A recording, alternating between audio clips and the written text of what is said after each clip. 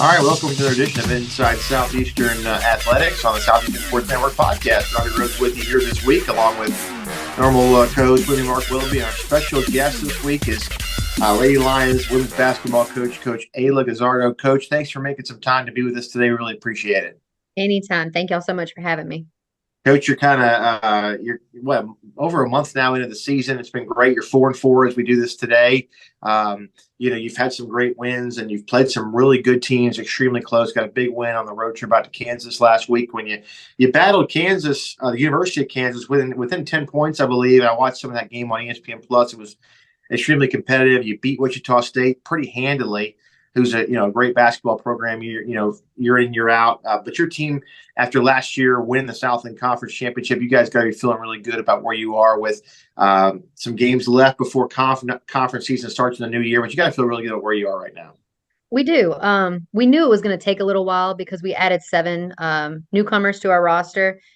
Freshmen, transfer portal, junior college. We lost some key role players, and people don't understand that. We lost some tough, hard-nosed players, and Chrissy Brown, Natalie Kelly, Sierra Cunningham. Those are tough players to replace. So we're working on, developing almost a new identity with some of the new players, but still a lot of ball games left, a lot of stuff to clean up and fix. But I like where we're going. You got the South. Your home schedule, I think, has been one of the best home basketball schedules, men and women together, this year than I can remember here at Southeastern. I mean, obviously the LSU game, we'll talk about that in a little while, but getting them here, and then South Alabama coming to town on the 15th of December, which is kind of one of those last games before the semester fully breaks. That's a great game to come in here. Just talk about, and then you guys are going to Hawaii, right? Which is going to follow that, which is pretty cool. So pretty exciting stuff coming up here for the women with that South Alabama game followed by the trip to Hawaii. Just talk about what you have coming up here before conference starts. Yeah, so big games before conference. Only 3 games in December that we loaded our non-conference in November, and we knew it was going to be tough. 2 SEC schools, University of Kansas, Wichita State, Jackson State. They were all tough, teams to play. We still have South Alabama on the 15th at home. Anytime that we can bring a Sun Belt team, into Southeastern, in our home arena is a good thing. Did a home and home schedule with them, got them last year. They got a new coach. So they're playing a little bit different, a little bit tougher now. So it's gonna be a tough fought battle on next Friday. But finishing out, we get to go to Hawaii. No, we have no room left. We have no managers, ball we can't boys, sneak nothing. on a cargo hold and I know a lot of people ask. The principal at my teacher's school wants to come. But no, we play Oregon State and then we play Tulsa out there. So 2 very good winnable games. We're not going Power 5, to the extent, but Tulsa's a beatable team. They play well, they play hard, but they are beatable. And same with Oregon State. We play them first out in the Maui Classic. Man, what a cool event for your girls. And, it's been a great 2023 for women's basketball. Obviously, as I know Mark and Alan went and broadcasted the game last year in Lake Charles. I watched on TV. That was about as good of these guys have done a lot of really good environments for line athletics, and they said that was probably one of the best environments and most prideful settings that they've been a part of. Awesome experience. Would I've loved it to have been at home? Yeah. But, we were still in Louisiana. It wasn't far for our home crowd. We had a great crowd travel with us. Administration came, vice president was there, dean of students. And that's big in the sports world. You have that administration support, and that means just as much as a fan support, because you have that within administration support. So, they see what you do every day. They know the battles that you face. And to have them just show up at a game, it's big. To have our university president sit in courtside at our LSU game, it's a great feeling. It's a big feeling for these student athletes. I'll give it to Mark in a minute for some more questions. We'll talk LSU, but real quickly, I think you've done a great job in keeping your staff together. Look, mid-major women's basketball, it's probably tough to keep a staff like you have together for a long period of time. But talk about your staff and how that's been such a vital role in y'all's success and how much they mean to what you guys are all about. Yeah, I'm gonna be honest. The reason that we are successful is because of our staff. You watch us. We're not necessarily a staff. We are, but we aren't. We're more of a family. We spend time together outside of the office and we go through things. And people ask us, do y'all meet? Yeah, we meet, but we really don't meet. We just go to lunch. Um, but we're big because we're close knit and we know the same common goal.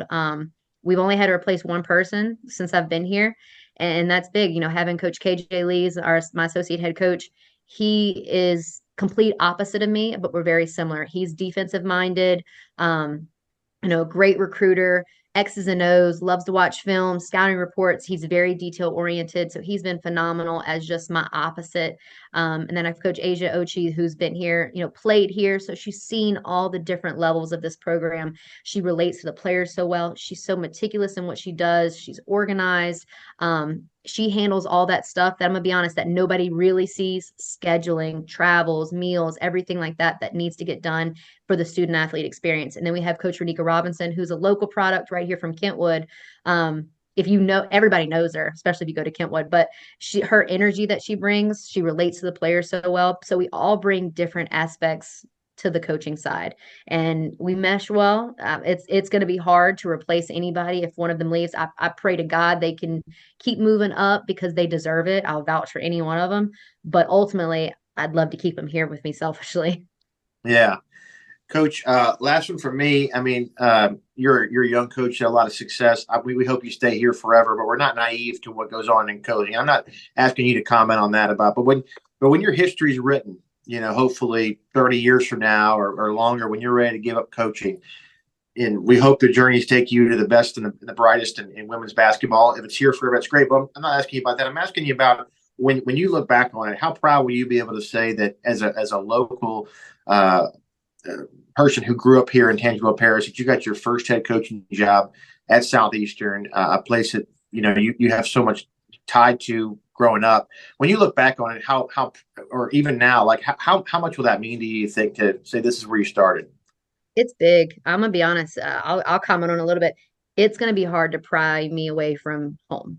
It's gonna be hard. It's gonna have to be a right situation, right opportunity, but it's gonna be hard to pry me away from something I love. When I got here, my goal was to make Southeastern the best that it can be, and I think that we're close, but I still think that we have a lot more that we can accomplish here. Anybody from here lives and bleeds green and gold. We love Southeastern athletics.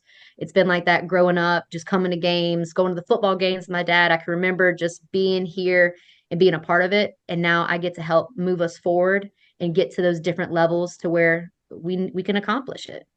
Yeah. Go ahead, Mark. Well, let's back up. Let's talk about support. You talked about it earlier, and Robbie talked about it. The elephant in the room, the LSU game. You guys, and I'll tell you, it's kind of been a bucket list for me to see that place filled for a Southeastern event, and for it to be a Southeastern women's basketball game. It kind of goes back. Yeah, I've done some research on the 1970s. When basketball first became a sport here at Southeastern, and of course they won a national championship in '77. I believe it was '78. Played LSU here at Cephalou. It was packed, over 3,000 people. So there's a history of that in the women's basketball programs. This is a rivalry that goes way back, and it was a rivalry in the '70s when everybody in the state played each other. But before the game, we got there about an hour before the game. It's packed. It was probably 3/4 full. And when you guys came out on the floor, I don't know if you noticed this. I'm sure you did. You just might not want to say it. But when you walked out, I mean, the ovation was unbelievable. For you, unreal. When you walked on the floor, it was unreal. And Kim Mulkey's in the house, and you got a bigger ovation, from my opinion, from what I saw. But that's got to mean a lot to it. It just has to. It does. It does. I have a picture from one of our media guys, Sam Connors, that took him when I was walking out. You can see my watch has like the loud environment notification that came on, just walking out, selling out this place, sold out arena for a women's basketball game in our area. Is big. I'm gonna be honest, for a female growing up in this area, you'd never thought that it could happen. But you take, a lot of local people, local products from this area that are playing. You have Kim Mulkey, which, give her that, she helps sell it out. Oh yeah, no question. The body of work that they've done, the body of work that we've done, and people left there kind of trying to figure out who they wanted to root for. They came trying to figure out what color to wear. they didn't know how to root for people because they are Southeastern fans and they love us, but they are so, like you said, it was every time somebody got a stop, people were screaming. Every time, we ran out starting lineups, it was a just mutual, fun, loving atmosphere of women's basketball. And as a coach, as a player, as a former player, that's what you do this for. You do it for the fan engagements. I watched my players get so involved in signing autographs and stuff after the game. That's big. And they'll never probably get that experience, especially at their home court, ever again. So I'm happy we could do that for them this year. I liken it to more of a celebration of women's basketball. And you talked about the crowd. And I think most people coming in before the game are thinking, yeah, it's LSU. They may have, Yeah. 80% of the crowd, and it'll be a pro LSU crowd or a novelty Southeastern crowd just there to see LSU. But I didn't find it that way. I found it to be a pro Southeastern crowd.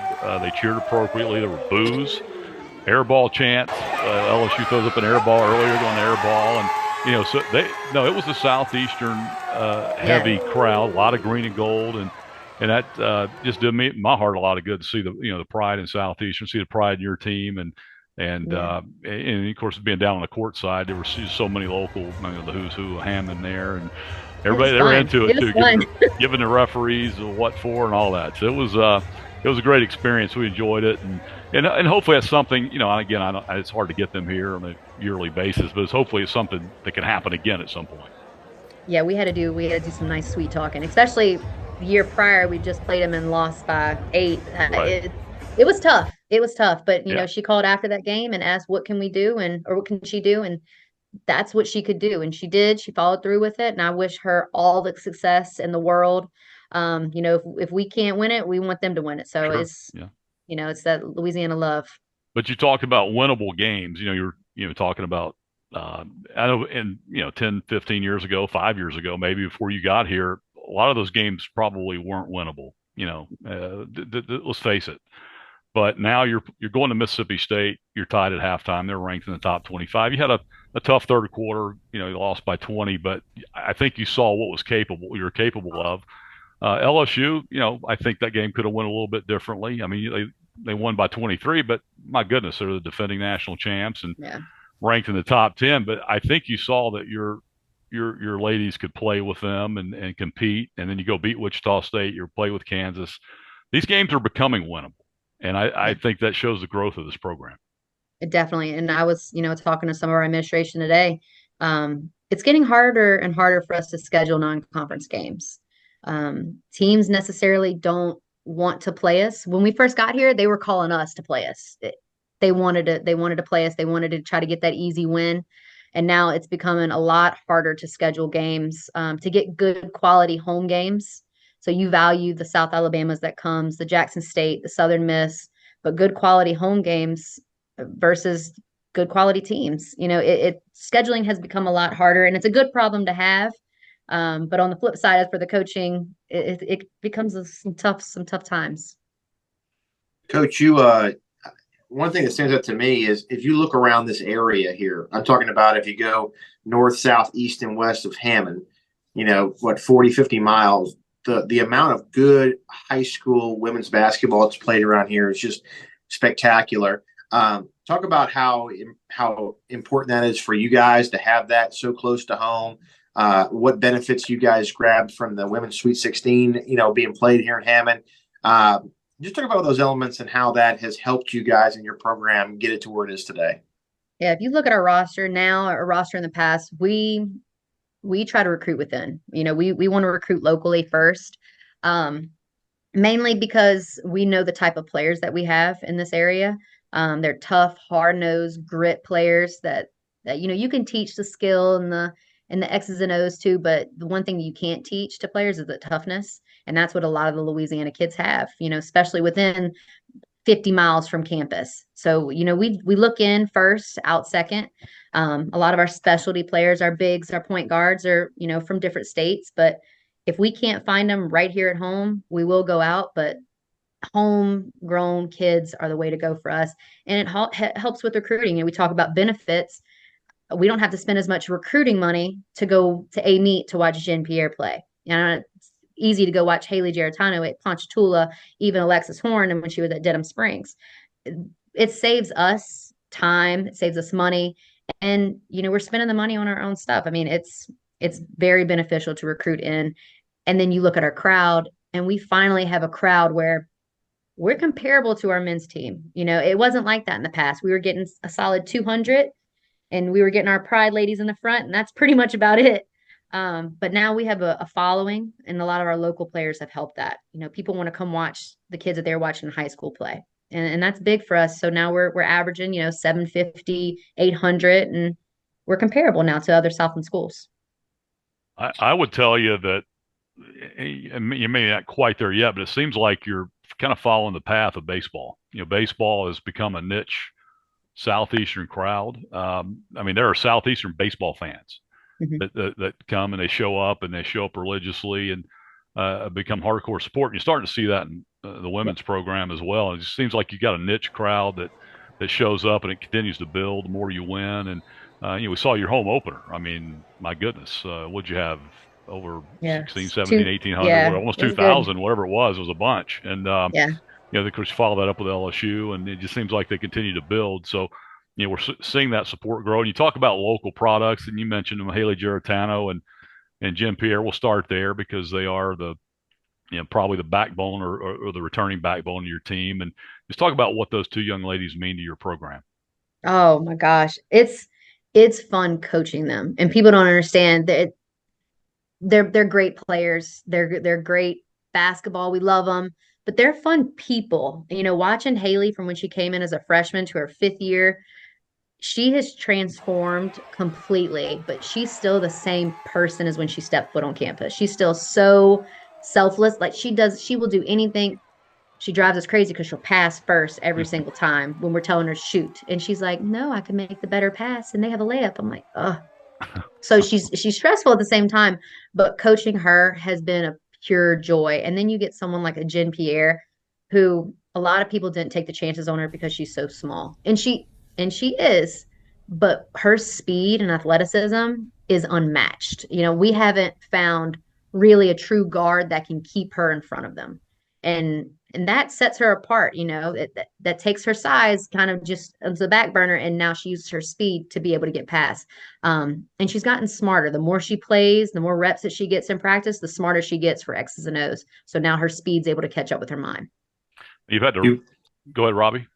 Yeah, you jumping. I mean, Mark will get back on the players in a minute, but I wanted to ask you about, you played Iowa last year in NCAA tournament.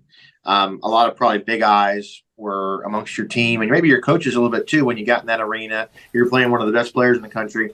What do you think that if you're lucky enough to find yourself in that position again in March, what do you think your players will take from that into this year to not be so – I'm not saying they were intimidated, but I think it's just natural, right? Like to have that anxiety build for a player in that situation. What do you think is going to be the number one thing that they're going to take from that into that situation again? And what are they taken from that into this season so far that you've seen? We have. And for that trip, we were all, I'm going to be honest with you, bright-eyed, amazed. We were flying on a charter flight, getting catered to. It's unreal. It's an unreal experience. I'm going to be honest, my players don't ever want to go back to commercial flights. We don't like sitting in an airport. So they've got that kind of edge about them, that's what they want. They want to experience that. They know they deserve to experience that. But we also have some experience coming back because we were very unexperienced in the NCAA tournament. It's the first time we've ever been there. First time we've ever really been postseason in our era. WNIT, we've never been anywhere. So now we're going first time NCAA tournament playing Iowa in front of 16,000 people on national television. It was a lot. But now we go to Mississippi State and we can play in their arena. And to us, I'm going to be honest, they're regular. It's a regular game. It's not a Power 5 win. They just got a nice Jumbotron, a little bit better than ours. And we're just playing some basketball. So we look at it as a little bit different this year than we were last year. I think after that LSU game last year, we kind of looked at every game as just a regular game. Two teams stepping foot on the court. Let's tip up this ball and see whose shots are going to go in and who's going to play better defense. I like that. Mark? Yeah, it's kind of going back to your roster. We talked about Haley and Jen, but you had to retool a little bit, obviously. I mean, you got some pieces back, but you lose two, I thought, really glue players and a Sierra Cunningham and a Chrissy Brown that gave you kind of that combo of some little bit of size and some speed and can defend and get to the basket. But you go out and you bring in some size. Cheyenne Daniels comes in. She gives you a presence in the post that you normally don't have here at Southeastern. You bring her in and just talk about some of the new additions to this team. And also you still have Alexis Horn not available. Address that if you would. Mm-hmm. Yeah. When we had to replace Natalie and Sierra and Chrissy, it was tough. So we knew we had to bring in players that could kind of step in those roles. So we went a lot of junior college transfer portal. We got Cheyenne Daniels from junior college, and she was a walking double-double in JUCO. She's got some little knacks about her that we want to fix, but what she does, especially on the offensive end, in conference, she's going to be unstoppable, and we know that. But we got her not necessarily to be dominant in conference. We got her for this non-conference schedule because our mentality has kind of changed a little bit. We want to win conference, but we also want to work on getting a higher seed in that NCAA tournament. So we're not playing Iowa. And we know we need to win some of these bigger games early on to help our net ranking, to help our RPI, where we're not getting a 16 seed, a 15 seed. We're closer to a 14, a 13, where a game that we're going to walk in the stadium, in the arena, and say, we match up well with them. So that's where Shay kind of comes into that picture. Getting Kennedy Paul from Prairie View, somebody that we recruited early on, and the way recruiting happens, a player committed before her, and we had to tell her, I'm sorry, we don't have a position anymore. So we got her on the, her 5th year. But what she can do, just step out, shooting the 3, putting the ball on the floor. She's a genius outside of basketball. She's going to be a doctor, orthopedic surgeon. She's phenomenal. But what she can do on the court puts us at a different level, and then we look at our guard play. We got little Avery Berry from Texas, little point guard, who's coming in playing very different than Jen, but she plays very similar to Sierra Cunningham, who left last year. She's kind of the same. She's the opposite of Jen. So them playing together in that role works well together. And then, we've been starting her recently, having Jen come off the bench, and it gives us that spark off the bench. And then we have Mackenzie Thomas, who unfortunately got a concussion in Mississippi State, but she's our rebounder. That Chrissy Brown rebounder that we lost, we found that in Mackenzie Thomas. And she can really put the ball in a hole, shoot the ball well. But, we brought in some tough players, but ultimately, they're meshing and they're following through. They're adapting to the culture, and they're playing the way we want to play. So we're kind of molding them into Southeastern tough basketball players. I know one thing, you guys are really defending well, and that's something I know you pride yourself in. Just talk about that aspect of your game. Yeah. Defense is going to win us a lot of games, and we know that. If we ever can really get that chemistry on scoring the ball, we're going to be dangerous. And we hope it comes in the right time. I would love for it to come right now, but I'm very realistic. We got a lot of new pieces. Our offense is completely a little bit different. But I would love for it to come right at the right time. But if we start clicking offensively, we're going to be dangerous. But defensively, I'm going to be honest, we try to hold teams below 55 every game. It's going to be tough for teams to get us if we're holding them to 55, 50 points, at times. And then if we really get stingy, we can keep them down to the 48, 45, points per game. And then we know we can score 65. Every game we can score 65. We should be in that 70, 75 range, but we really pride ourselves on our defense. Nothing's easy. Everything that they get, they're going to have to really earn and work for. In the case of Wichita State, you held them to 36 on their home floor. That was the plan. That was the plan the whole time. the whole time, right? And if Natalie's watching, I'm sure she will. I didn't mean to forget you earlier. So if she's watching this, but a great local product too. And now sports information. So I know she's doing a great job. Isn't that great? We just recycle them in. I'll tell you what else. She is outstanding on the radio and TV. Very phenomenal. Incredible presence. I think she may have a future in that if she wants it.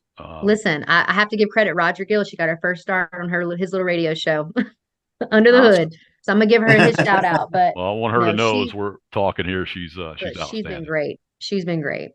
Awesome. Coach, talk about Taylor Bell a little bit. Obviously, she kind of jumped out in that Southland game. I think she had like 21 or 22 points in the championship game. She kind of took that game over, I felt like. and willed the team. I mean, it was a group effort, but she was like a will to win that game last year. She's, talk about what she means to you guys, and you've hit a lot of players, but boy, she really is an enforcer, it seems like, for your team. She is. She's tough. She's a tough player to guard. On the offensive end, you look at her body, nobody can really figure out, is she a guard? Is she a post? What is she? But she's a great tweener for us. She can play on the perimeter. She can shoot the three, and it's gotten better. And then she can get down low and she can make some moves. But when she puts up on the floor, I'm gonna be honest, you better move out of her way because she's coming through like a bull in a china cabinet. She's a tough player. But what I like about her is her IQ is growing. And she's getting smarter and smarter on the basketball court, and she's coachable. She was very immature for the first year, and she's learned how to take the criticism, how to embrace it, and she makes the necessary change. So that's fun to coach, and she's becoming a leader on our court. And that's something that, as a returner, that's what she should be. So she's stepping in that role that she needed to. You picked to finish first in the Southland Conference preseason poll. Obviously, Corpus is right there, and the Lamar, who you beat that game, is in third. Each one of you three teams received some first-place votes.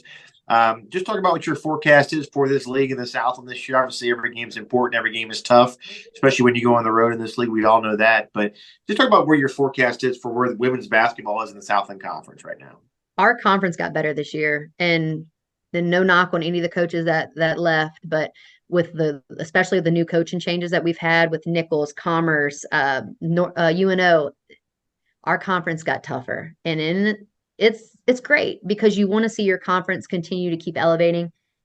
Nichols had a big time win versus Tulane. Houston Christian also beat Wichita State. So we're beating those bigger conferences, you'd say, at ease. And, we're making sure that we're getting relevant, which is going to ultimately help our ranking as a conference. We don't want to come in as a 16 seed. The Southland Conference should not be a 16 seed. We're playing better. We're beating better. We deserve to kind of start moving up those rankings. And, we would love us to be at the end in that NCAA tournament hearing our name called. But ultimately, we want the best for our conference. And our conference has gotten so much better this past year. Every game is going to be tough. And nothing is a cakewalk, especially like you said, you go on the road. It's tough to play at Northwestern. We've never won a game since I've been here at Incarnate Word. It's a tough place to play. High school like gym, the walls are close. It's different than ours. So it's going to be tough. But I mean, the way we scout, I give credit to our assistant coaches. The way we scout is unlike a lot of people. We're very detailed. We break down every little scenario that we could come up with. We, talk about scenarios, and right now just during the finals break. So it's going to be tough, but I think we're going to be prepared for it. Awesome. And real quick, is there anybody, I know we talked about a lot of your players already, and I'm going to talk about Deja Harvey too. She's really starting to come on, shoot the basketball. Is there anybody else that maybe kind of coming on we think might pop in conference play that you might think might maybe surprise somebody? Yeah. Keep a watch out for Ariana Patton. She's fun, and she's trying to get her feet wet. She's a little bitty guard. During conference play, I think she'll see the floor a lot more. She's shooting the ball at a high clip right now, especially during practice. It's going in, and it's quick release. It's going in deep.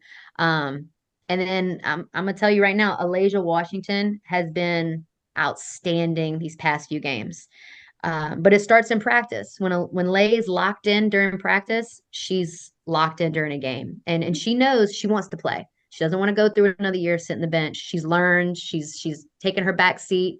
And I think with Alexius not playing right now, she's realized I kind of got to step up in that role. And she plays very similar to her, slasher. She put the ball on the floor. She could shoot the outside shot, and she's a really good defender. And that's something that we always use on the floor, is another good on-ball defender.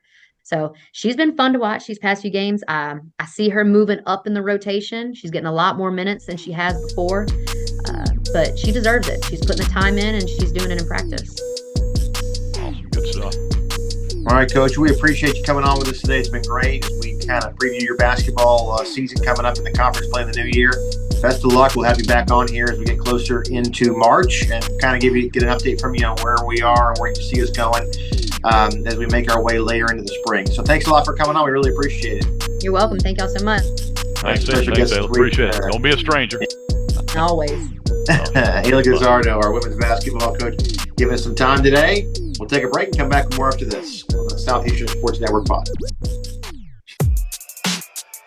All right, welcome back to the Southeastern Sports Network pod. Robbie Rose with you here, along with Mark Wilby. Just got done with Coach Ayla Guzzardo, head women's basketball coach for your Southeastern Lady Lions. And, Mark, I think she's got a real passion that you can tell by just talking to her about what they're all about, what they're doing. And, I think she mentioned it's going to be a lot more difficult to win the league again this year. But it's really just about the tournament, right? Because, winning the league is a great accomplishment. It's something every team wants to do. But the postseason accolades come from winning the Southland Conference tournament as a one-bid league. So it's really about, what you're looking like when you're going over to Lake Charles and how you play over there. Obviously, they're going to have some good memories when they get back in that gym in March from what they did last year in 2023 spring. So, their chances are going to be as good as anybody to repeat, but they're going to have to play some better basketball. As she mentioned, the league's getting better. Well, first of all, we love Ayla. Local product. It's come back to her hometown. We talked about that. I think she loves it here, and she's developed a loyal fan base that follows her, no question. And it's fun to see that play out, especially in her father Billy for a long time, being from Independence and knowing their family. But they got the bullseye on their back. Winning the conference championship last year and the regular season and the tournament. But they got some swag to them. Their team is not afraid. They go on the floor, they expect to win. Even the up games that they play, LSU and Mississippi State. They get after them. They go on the floor and expect to compete. And I think that's something we saw, come to fruition last year in the conference tournament. It was always couldn't quite get over the hump. You lost to UIW the year before, kind of at the last second. Everybody felt like they got robbed in that ball game with a foul situation didn't go their way. But could they get over the hump? And they did. And I think now that they're over that hump, I think they're the hunted, but I think they're a pretty good lead dog in the race. So again, it's a little bit of a retooled roster, but you're starting to see it come together. And she talked about some of some other players, some complementary pieces I think are going to come to the forefront when they get in the conference play. And I think they're going to have a very successful season. 4-4 right now with a tough schedule, and I think they're on pace to really do well. And it's not just the conference tournament and the NCAA tournament. Let's say you don't win the conference tournament, can you put yourself in a position to get one of the secondary tournaments? Women's NIT or I can't remember the other names of them, but you want to position yourself for a chance at postseason. Yeah, I agree with that 100%. And, they're going to have the opportunity to do that when we get down the stretch. This is going to be a fun ride to watch them again this year and see if they can repeat. And it's going to be tough, but I think you kind of hit the nail on the head. Like they were trying to figure it out and then they won. Now the dam's kind of broken, and they're going to handle that. I think just talking to her about as good as any team. Yeah, and she's got seniors, and you got a Haley Giarratano, a leader like her who can carry a basketball team, and of course Jen Pierre with her electricity, and then you've got some other complementary pieces. We talked about Deja Harvey, who's finally coming into her own, and you got a big, just a big body in the middle, and Cheyenne Daniels who can really take up space and defend, score around the basket, adds a presence that you don't really see much often in the Southland Conference. So I think that's going to set them apart from everybody else on the schedule. Absolutely. Mark, men got a big game this Saturday at Southern, right over in Baton Rouge, second straight trip to the Red Stick, the capital city. They played LSU last weekend. Going to Southern, obviously they're off this week as well as the women are for the exam situation. So, nothing in here is a must win, but I think it's a game where they've shown that they are close. Obviously, you have the 1 point loss to Western Michigan. You have the 2 point loss against Santa Clara. You battled LSU, lost to them by 7, which was a close game.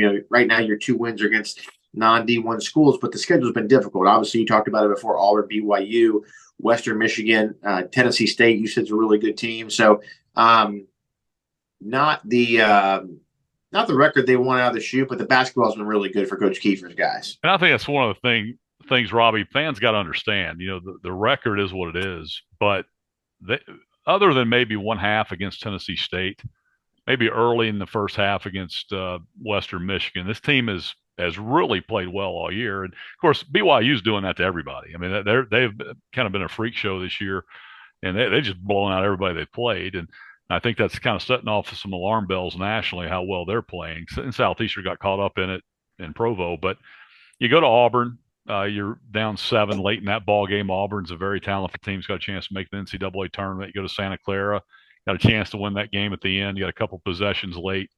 Can't quite get a shot to fall for you. Lose by 2. Western Michigan's probably better than their record indicates, and better than they have been. And it's a program. Southeastern's pretty even with them talent wise. You lose a 1-point game, and Tennessee State's a good basketball team, and Southeastern's had a bad second half after leading by 5 at halftime. And you look up, you're 2-6 or whatever you are right now, and I know fans are kind of antsy. This team's picked to win the conference. Why aren't you stacking more wins together? But it kind of starts, as you mentioned, against Southern this coming week, but that's going to be a tough one. Southern just went to Mississippi State, beat a ranked Mississippi State team by 1, came from 12 points down late to win that game. And, they beat UNLV earlier in the year. So they're going to be a good program. They're a good opponent. They're good at home. And so that's going to be a tough place to play. Then you go to Louisiana Tech, coming up next week. Louisiana Tech's very good. Another road test. Then Murray State. All right. Sorry about that little technical error. We're back here talking men's hoops. And Mark, you were just talking about this team and, where they are. And this schedule, the rest of the season or the rest of December before conference starts, is a pretty good one. It's been a good schedule all year, but you got at Southern, then you go to at Louisiana Tech, which will be next Tuesday. And then you have Murray State at Murray State the following Saturday. Then you got Grambling and Loyola New Orleans. We know how good they are for not being in Division I, a good program, for the last 2 games in the month of December. So you're going to know everything you want to know about this team and where they are and how they're improving. That's what you want to see, I think, is, hey, look, you want to find a way to win one of these games, whether it be Tech. Murray's going to be a great contest. And you should be able to beat Grambling and Loyola at home to end the non-conference season. I mean, those teams are – Grambling especially is a good program, but you should be able to beat them at home before you get in a conference, which will be UNO after the January 1st day. Yeah, you hope so. And you got to start stacking some wins at some point. And whether it's, 1, 2, 3 or whatever, but you got some winnable games coming up. And I would say even, Louisiana Tech and Murray State are games that this team's capable of going and getting on the road. They just got to figure out a way to do it. And that's, make shots down the stretch and not have, stretches of lulls. And I think early, and they've had bad starts at times and have gone through stretches where they just kind of get out of sync. But I think if they can avoid that and go in and put 2 halves together, they got a chance to beat anybody left on the schedule. But, again, it's a team that has no margin for error. It's a typical, Southland Conference, Southeastern basketball team that doesn't have, it's not blessed with size outside of Brody Roberry. So, you got to be on your P's and Q's. You got to rebound. You got to defend. You got to make shots. And this is a team that's been a little bit inconsistent, from the perimeter. It's a team that can shoot the basketball. They're capable. You've got guys like, Alec Woodard's a 45% 3-point shooter from last year, and Roger McFarland shot 40%. So those guys gotta be in that 40% range. And then you got to get some other guys step up as well. Roscoe Eastman, Chino Paez, guys like that coming off the bench. So, I do think this team's capable. And again, they got the bullseye on their back, as the conference preseason favorite. Although I think a lot of people think McNeese may be with a lot of new faces and Will Wade coming in. They're off to a great start. So, maybe that'll take a little bit of the pressure off. But, you talked about the conference start coming out of this non-conference slate to close out December. You got UNO, Nichols, and McNeese right off the bat. So you got probably the 3 toughest conference opponents all on the road to start conference play. Doesn't get any tougher than that. And then Corpus right after that in Hammond, the first conference game in Hammond, not until January 15th. That's another thing, too, is, this team is going to have spent so much time on the road in the non-conference season. They have these 2 non-conferences at the end of December. Then you go for the first 2 weeks of the conference season on the road at UNO, Nichols, and at McNeese, like you mentioned.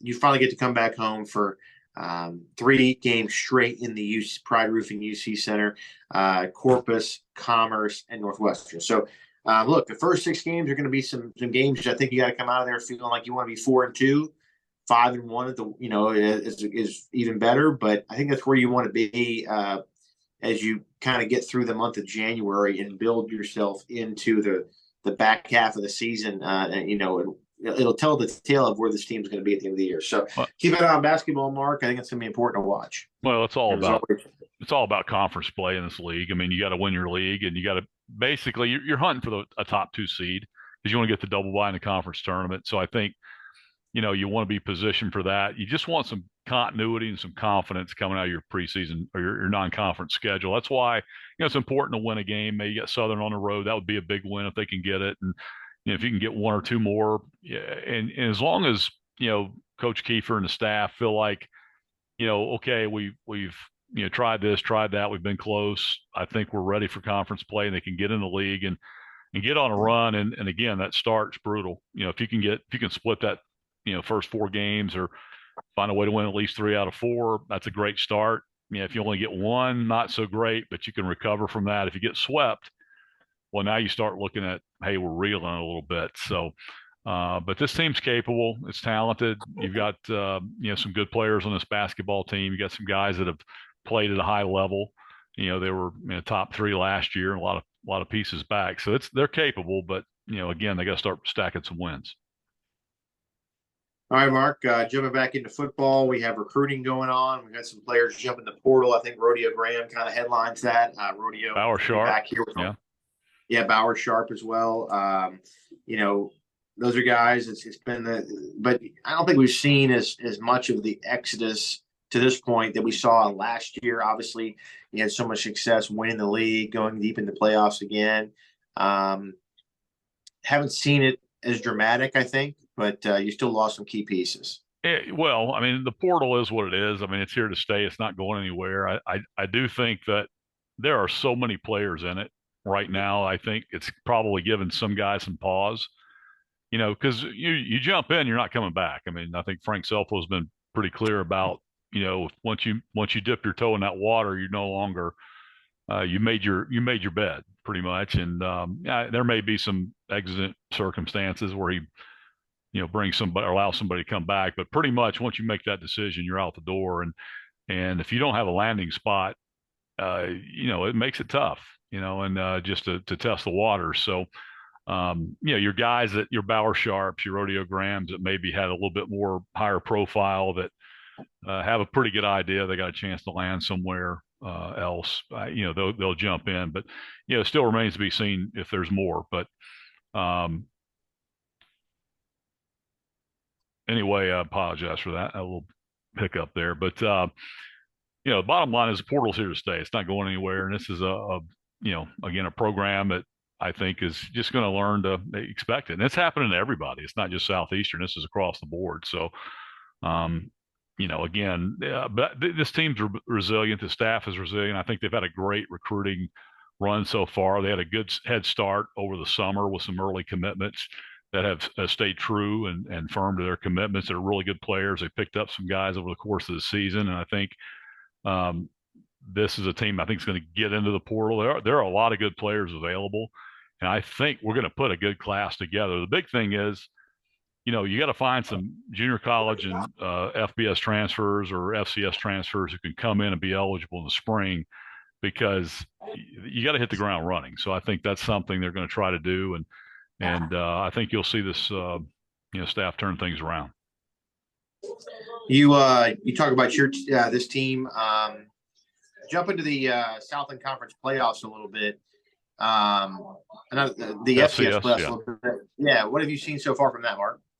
Well, I think it's holding true to form. I mean, the power, players in the FCS are winning games, big. I think all the, Idaho had a close game, on Friday night, but they almost got beat by Southern Illinois, but they held on. So they were a seed that had a close football game. But I think for the most part, your South Dakota States, Montana, they're on track, to be the, 2 teams who meet in the finals. North Dakota State had a big win on the road, so they're still playing. And surprise, the Bison are still alive.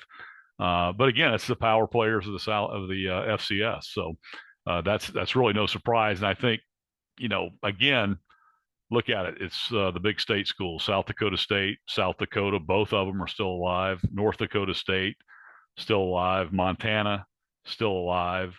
SUNY Albany, which is, you think about the state of New York, it's as far as FCS goes, it's probably the big player in FCS in the state of New York. They're still alive. They play at Idaho this week. So it's programs that have big state budgets and good fan support that are still playing.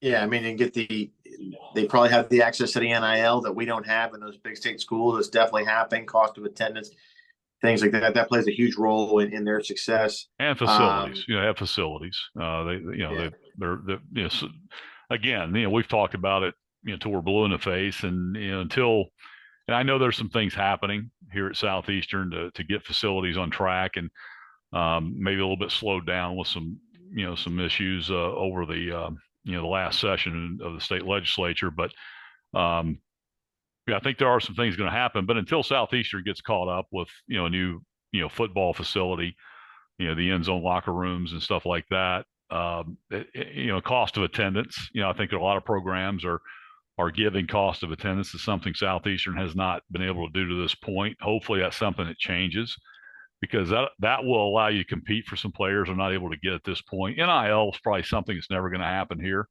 I mean, that's that's tough a lot of places. I mean, there's a lot of good programs out there that aren't really heavy in the NIL game. Some major conference schools that really don't have a strong NIL program. It takes a lot of money, takes a lot of resources, a lot of industry in your locale, in your area. Hammond's a mid-size small town, and so LSU out there. So it's a little tough to get in the NIL game to be a factor, but I do think cost of attendance is where, Southeastern has to get to be and also facilities to catch up.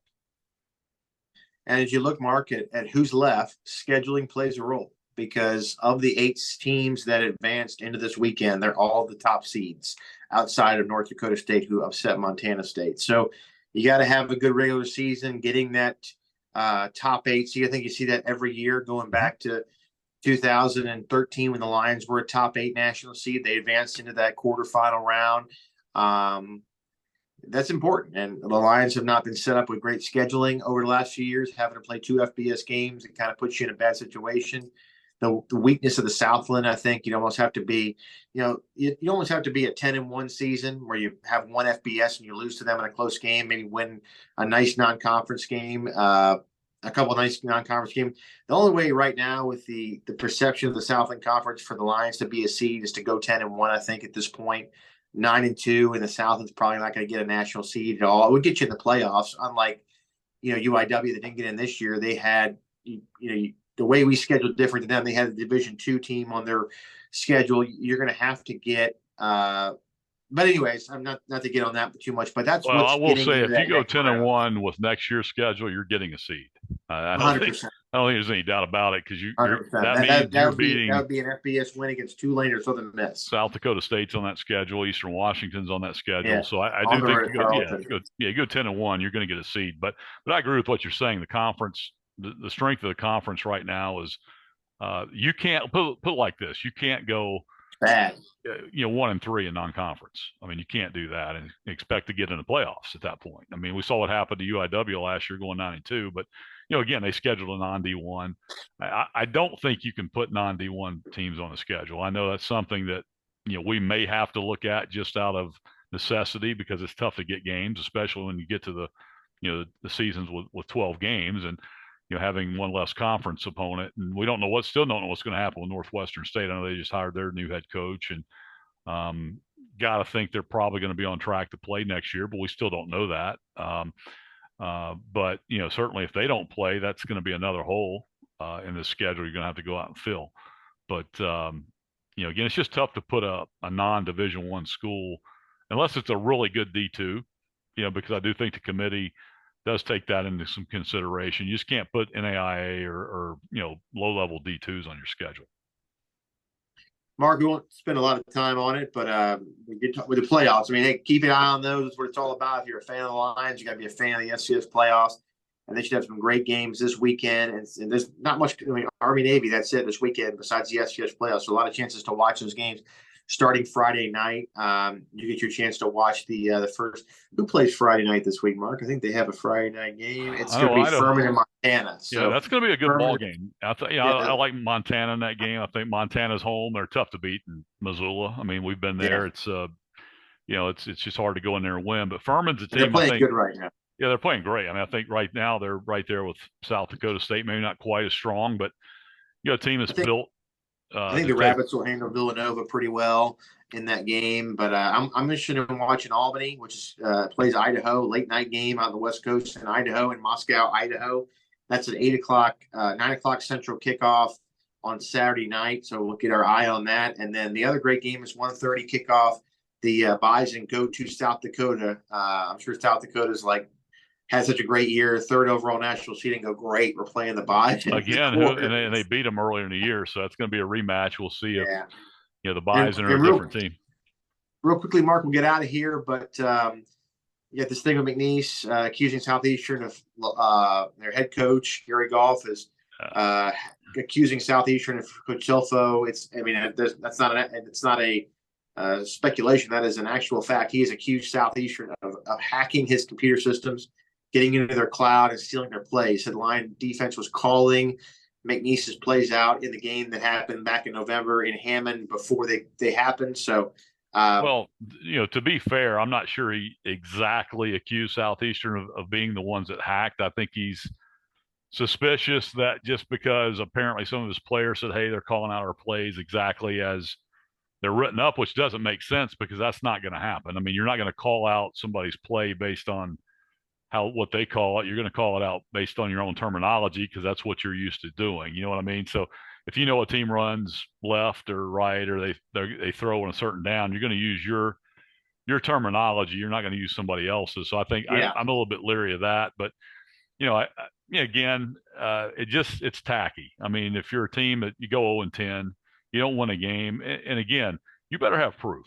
You better know it happened before you bring up somebody's name and in an accusatory fashion, even though I don't know if that's necessarily exactly what he meant to do, but it came across that way publicly. Just looks bad. Coach Selfo has totally denied it, which is great, and hopefully it gets swept under the rug here pretty quick. And forgot about it. Hopefully it's definitely not true, which I don't think it is. It's just sour grapes, and it looks bad on McNeese's part. And again, if they have proof, bring it. And and again, if it's a situation where Southeastern did, for whatever reason, hack into their computers, and I'm all for that's got to be dealt with. That's not, it's illegal, and it's not something that can be condoned on any level, and needs to be dealt with swiftly and appropriately. But I just have a hard time believing it. I think it's just trying to cover yourself for an 0-10 season, and it is what it is. Absolutely. Well, that'll do it for us this week. I want to thank Coach Ayla Guzzardo, with basketball coach, for stopping by. We'll be back next week with a special guest. Keep your eye on the FCS playoffs this weekend and men's hoops Saturday at Southern. This is another edition of the Southeastern Sports Network Pod. For Mark Wilde, I'm Robert saying, have a great day. We'll talk to you next time. Peace. Line up.